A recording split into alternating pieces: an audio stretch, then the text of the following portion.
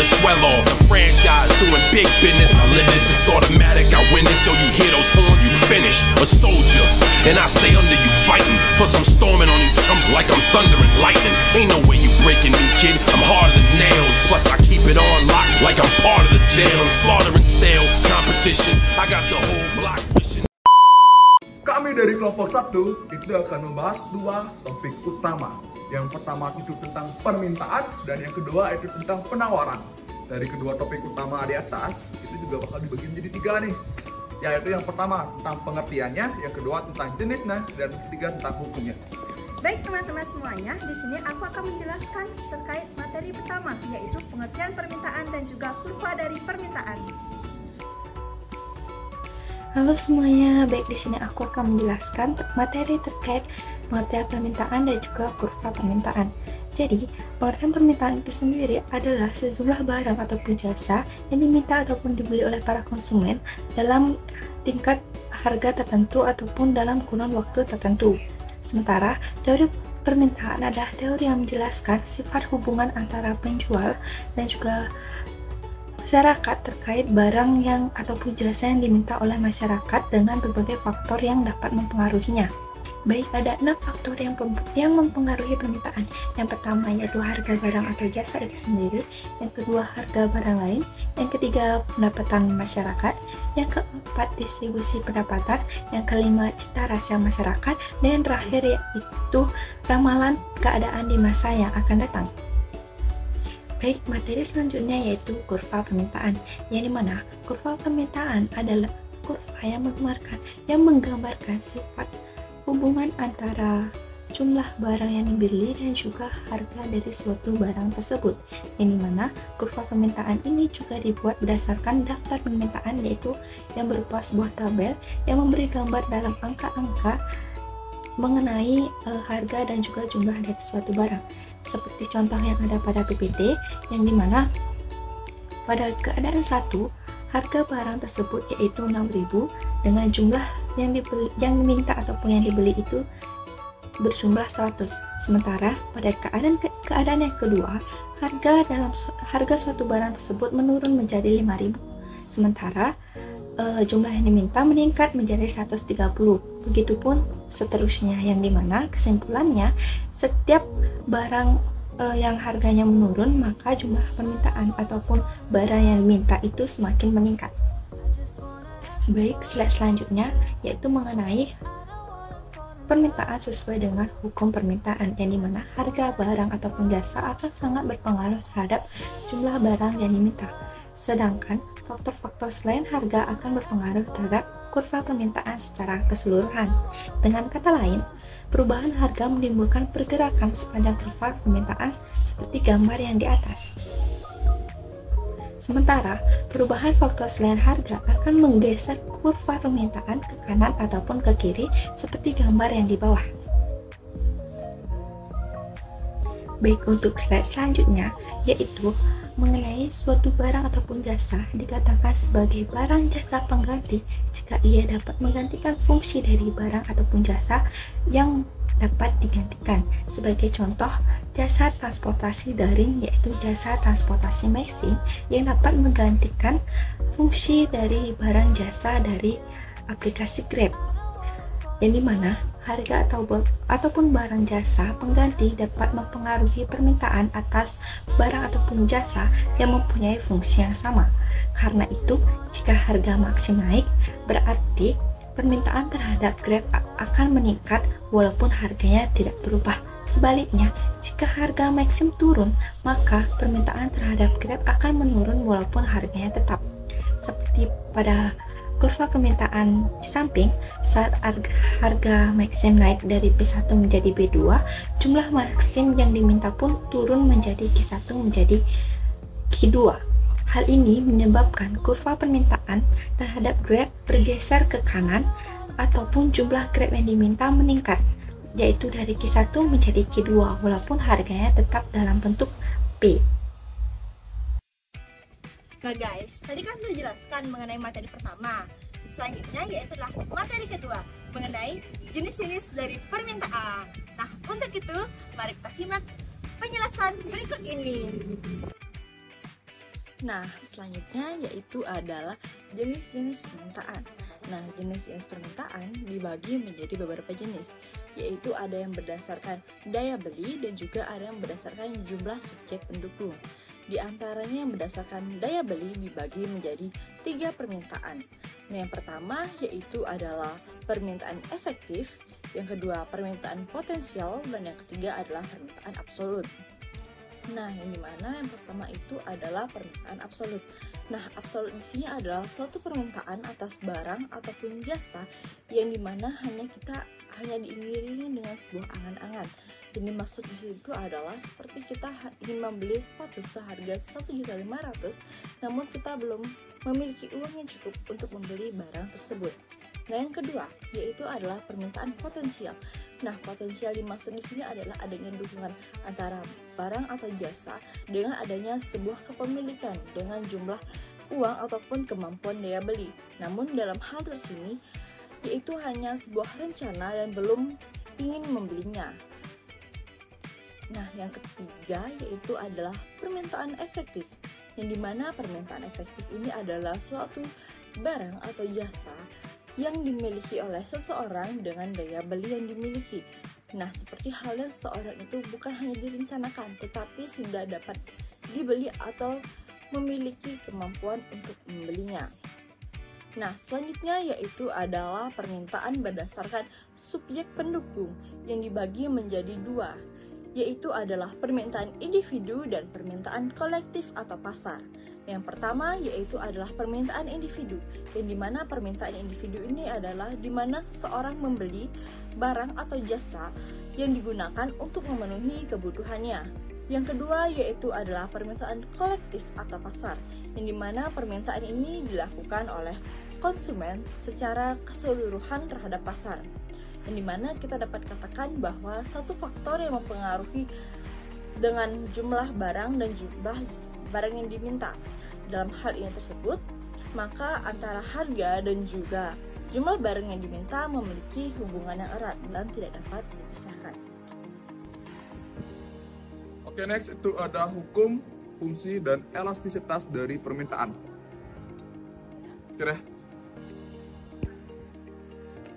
Oke, next kita akan membahas mengenai hukum, fungsi, dan elastisitas dari permintaan.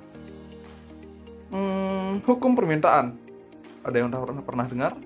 Oke, jadi hukum permintaan dalam ilmu ekonomi itu merupakan suatu konsep yang menggambarkan hubungan antara harga suatu barang atau jasa dengan jumlah barang atau jasa yang diminta oleh konsumen. Menurut Malkin tahun 2014 menyatakan bahwa hukum permintaan menyatakan bahwa semakin tinggi harga suatu barang, semakin sedikit jumlah yang akan diminta, dan begitu sebaliknya. Ini menggambarkan hubungan negatif antara harga dan jumlah barang yang diminta oleh konsumen. Misalkan, jika ada suatu harga minimum, misalkan kopi. Nah, harga minimum kopi meningkat. Konsumen cenderung akan mengurangi jumlah kopi yang akan mereka beli. Dan mungkin beralih ke alternatif lain seperti teh atau jus. Sebaliknya, jika harga kopi turun, konsumen mungkin akan membeli lebih banyak kopi karena lebih terjangkau. Itu adalah sedikit gambaran mengenai hukum dari permintaan. Next, kita akan membahas mengenai konsep fungsi permintaan. Fungsi permintaan adalah suatu persamaan matematika yang menggambarkan hubungan antara harga dan jumlah barang atau jasa yang diminta. Fungsi permintaan ini dapat digambarkan dalam bentuk grafik yang dikenal sebagai kurva permintaan. Fungsi permintaan memiliki bentuk umum seperti berikut yang sesuai sama ada di PowerPoint berikut ini. QD sama dengan A dikurang BP, itu dimana artinya QD adalah jumlah barang atau jasa yang diminta, P adalah harga barang atau jasa, A adalah konstanta yang menunjukkan jumlah barang atau jasa yang dimana ketika harga sama dengan 0. B itu merupakan kemiringan kurva permintaan yang menunjukkan sensitivitas jumlah yang diminta terhadap perubahan harga. Lalu ada elastisitas dari permintaan. Elastisitas permintaan adalah ukuran sensitivitas jumlah yang diminta terhadap perubahan harga. Elastisitas permintaan menunjukkan seberapa besar perubahan jumlah yang diminta akibat perubahan harga. Elastisitas permintaan dihitung dengan membagi perubahan persentase jumlah yang diminta dengan perubahan persentase harga. Di mana ada 3 jenis elastisitas permintaan. Yang pertama itu ada yang disebut dengan elastis, yaitu perubahan jumlah yang diminta lebih besar daripada perubahan harga. Lalu yang kedua ada inelastis, perubahan jumlah yang diminta lebih kecil daripada perubahan harga. Dan yang ketiga ada unit elastis, perubahan jumlah yang diminta sama dengan perubahan harga. Oke, kali ini kita akan menghitung elastisitas dari permintaan. Elastisitas permintaan dihitung dengan membagi perubahan persentase jumlah yang diminta dengan perubahan persentase harga. Rumusnya adalah sebagai berikut sesuai dengan saya cantumkan pada PowerPoint di atas, di mana elastisitas permintaan itu adalah persentase perubahan jumlah yang diminta dibagi dengan perubahan harga. Sebagai contoh, misalkan suatu harga barang naik dari 10.000 menjadi 12.000 dan jumlah yang diminta turun dari 100 unit menjadi 80 unit. Maka elastisitas permintaannya adalah 80 dikurang 100 per 100 dibagi 12.000 dikurang 10.000 per 10.000, dimana dapat hasil min 0,2 per 0,2, jadi sama dengan min 1. Elastisitas permintaan dalam contoh ini adalah min 1, yang berarti bahwa permintaan adalah unit elastis. Neng, sini Neng, diskon 50% tas, buku HP. Berapa harganya? Ini 30 juta doang Neng, gampang diskon Neng. Saya boleh nawar nggak? Nawar? Iya, nawar. Bapak tidak tahu. Apa itu nawar? Masa sih zaman sekarang tidak tahu apa itu penawaran? Baik, pada saat ini aku akan menjelaskan apa itu penawaran. Baik, di sini aku akan melanjutkan materi terkait pengertian dari penawaran. Jadi mana penawaran adalah keseluruhan jumlah barang yang tersedia atau ditawarkan pada berbagai tingkat harga tertentu dan juga dalam kurun waktu tertentu. Yang dimana berhubungan juga dengan teori penawaran adalah teori yang menjelaskan sifat hubungan antara jumlah barang yang ditawarkan ataupun diproduksi oleh produsen terhadap berbagai faktor yang mempengaruhinya. Yang dimana penawaran ini sendiri juga terdapat 6 faktor yang mempengaruhi penawaran.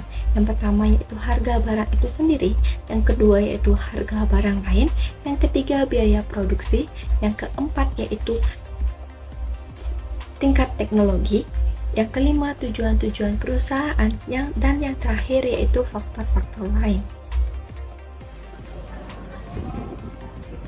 Nah guys, di sini saya akan menjelaskan mengenai jenis-jenis penawaran.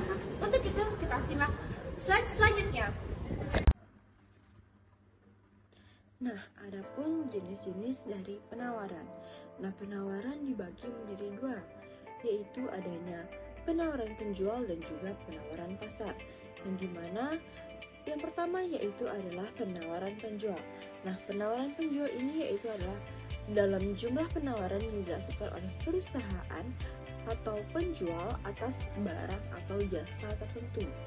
Nah, selanjutnya yang kedua yaitu adalah penawaran pasar, yang dimana penawaran pasar ini yang dilakukan dalam hasil penjumlahan dan keseluruhan perusahaan yang ada di sebuah pasar terhadap suatu barang atau jasa yang dalam waktu tertentu.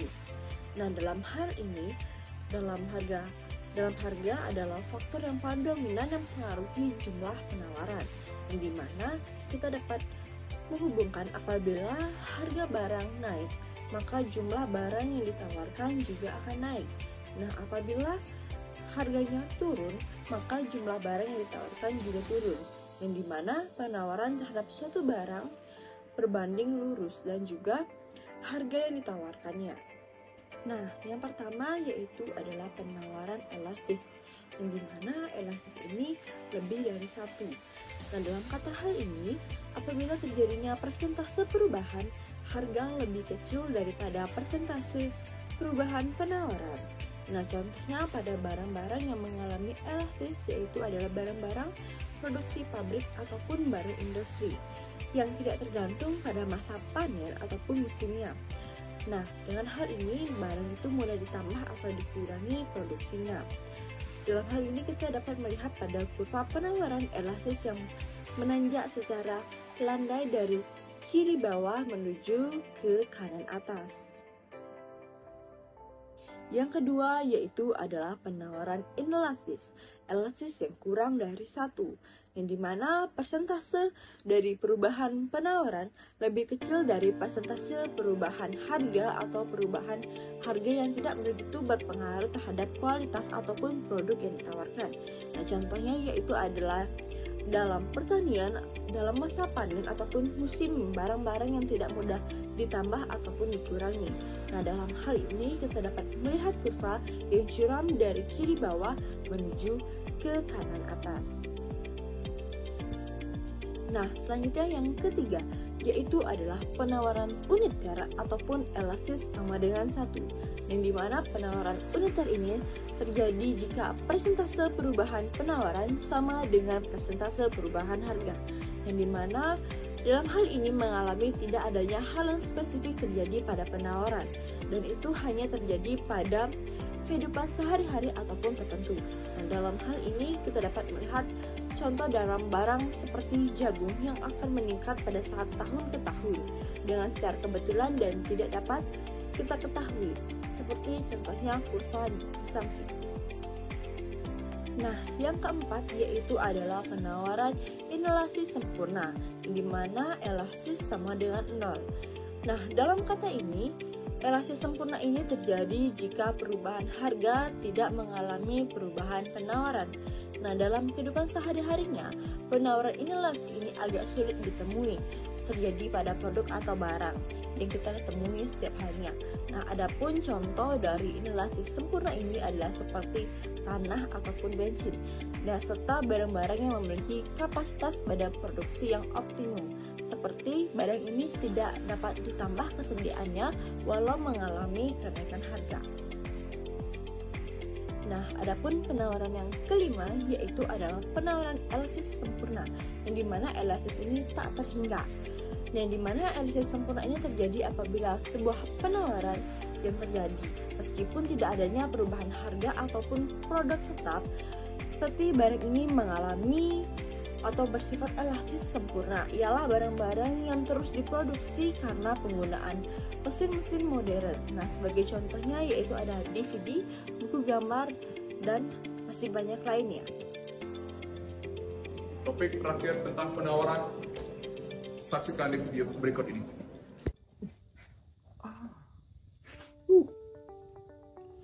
Oke, topik terakhir pada video kali ini kita akan membahas mengenai hukum fungsi dan elastisitas dari penawaran. Hukum penawaran menyatakan bahwa jika harga barang atau jasa meningkat, jumlah barang atau jasa yang ditawarkan juga akan meningkat. Begitupun sebaliknya, jika harga barang atau jasa menurun, maka jumlah barang atau jasa yang ditawarkan juga akan menurun. Tetapi ini juga akan diasumsikan oleh faktor-faktor lain yang tetap konstan. Hukum ini menggambarkan hubungan positif antara harga dan kualitas barang yang ditawarkan oleh produsen. Menurut Alfred Masal, menyatakan bahwa penawaran akan meningkat ketika harga naik dan akan turun ketika harga turun. Ia juga menggambarkan bahwa kurva permintaan menunjukkan hubungan positif antara harga dan kualitas barang yang ditawarkan. Fungsi penawaran. Fungsi penawaran menggambarkan hubungan sistematis antara harga dan jumlah barang yang ditawarkan oleh produsen. Fungsi penawaran ini ditulis dalam bentuk persamaan yang mencerminkan bagaimana harga mempengaruhi kualitas yang ditawarkan. Oke, pada fungsi ini itu ada dua model fungsi persamaan. Yang pertama ada persamaan umum mengenai fungsi penawaran adalah sebagai berikut, sesuai dengan yang saya tulis pada PowerPoint, di mana QS sama dengan F dalam kurung P, di mana QS itu adalah kualitas barang ditawarkan, habis itu P adalah harga barang, dan F adalah fungsi yang menggambarkan hubungan antara harga dan kualitas. Persamaan kedua, fungsi penawaran linear dapat dituliskan dalam bentuk QS sama dengan A ditambah BP. A adalah konstan staf yang menunjukkan kualitas penawaran pada harga 0. Lalu B adalah kualitas yang menunjukkan bahwa sensitivitas penawaran terhadap perubahan harga, di mana B lebih kecil dari 0 menunjukkan hubungan positif antara harga dan penawaran. Oke, berikut ini saya berikan grafik yang menggambarkan hukum penawaran, di mana grafik ini menunjukkan bahwa hubungan positif antara harga dan kualitas barang yang ditawarkan dengan fungsi penawaran QS sama dengan 10 ditambah 5P, artinya saat harga meningkat, kualitas yang ditawarkan juga semakin meningkat. Jadi posisinya kayak miring. Next, ada elastisitas dari penawaran. Elastisitas penawaran mengukur sejauh mana perubahan harga mempengaruhi jumlah barang yang ditawarkan. Elastisitas penawaran dapat dihitung menggunakan rumus berikut ini. Ada 3 rumus, sesuai dengan yang saya sampaikan pada gambar. Jika ES lebih besar dari 1, penawaran dikatakan inelastis, artinya produsen tidak terlalu responsif terhadap perubahan harga. Lalu yang kedua, jika ES lebih kecil dari 1, maka penawaran dikatakan elastis, artinya produsen sangat responsif terhadap perubahan harga. Dan yang ketiga, jika ES sama dengan 1, maka penawaran dikatakan unitary elastic, di mana persentase perubahan kualitas sama dengan persentase perubahan harga. Oke, terakhir banget. Saya akan sedikit menambahkan mengenai faktor-faktor yang mempengaruhi elastisitas dari penawaran, di mana ada 4 faktor yang saya dapat. Yang pertama ada kesediaan sumber daya. Jika sumber daya untuk memproduksi mudah diperoleh, permintaan cenderung akan elastis. Yang kedua, itu ada periode waktu. Dalam jangka pendek, penawaran biasanya lebih elastis karena produsen tidak dapat dengan cepat menyesuaikan jumlah barang yang ditawarkan. Lalu yang ketiga ada kapasitas produksi. Jika perusahaan memiliki kapasitas produksi yang tidak terpakai, mereka dapat lebih responsif terhadap kenaikan harga, sehingga penawaran akan lebih realistis. Dan yang terakhir ada mobilitas. Faktor produksi, jika faktor produksi seperti tenaga kerja dan bahan baku mudah didapatkan, maka penawaran akan cenderung menjadi elastis. Jadi itu adalah materi terakhir kita kali ini. Oke guys, jadi sekian pembawaan materi dari kelompok kami. Kami mohon maaf jika ada kesalahan kata-kata atau kata-kata yang kurang berkenan. Nah guys, buat kalian yang punya pertanyaan, bisa tulis di bawah kolom komentar ini, oke? Oke guys, sampai jumpa dan bye-bye.